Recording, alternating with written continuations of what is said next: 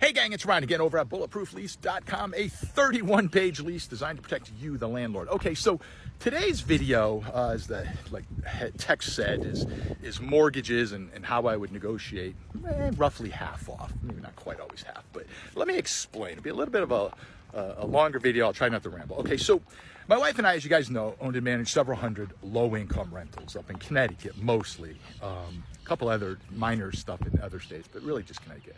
And so about half the units we ever owned, rough, we never went to a bank for. Now, that's not to say I didn't have a mortgage. I just wouldn't go to a bank. Let me explain. And there's a couple ways I would do that. The primary way I would do that is I'd get the owner to be the bank. Owner financing, seller carry, whatever you want to call it. And I had some other methods I did, successfully too, by the way.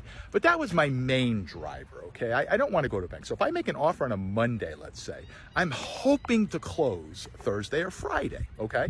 So I just need the title search to come back clean, blah, blah, blah. So that's how I would prefer to buy. 100% of my offers were that, by the way.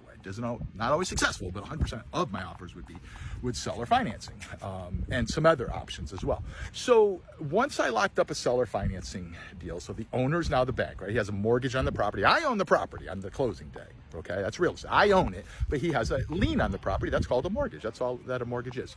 So what would happen is, let's just say it was a 10-year balloon. Very common for me. I'll do a 30-year amortization with a 10-year balloon. If you don't know what that means, keep watching my videos. I'll do one on it.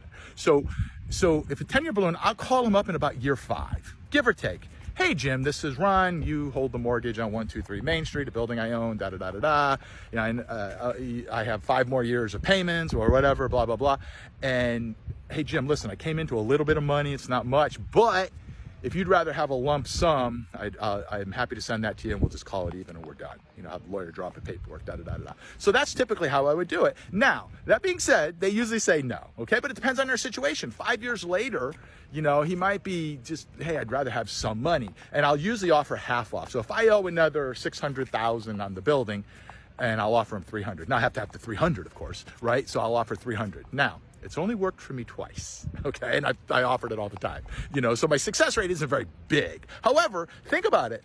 2 of my buildings, I got it half off the balance, okay? And you can't do that with a bank. You can't call one of the big banks and say, hey, how about half off if we call it a wrap right now?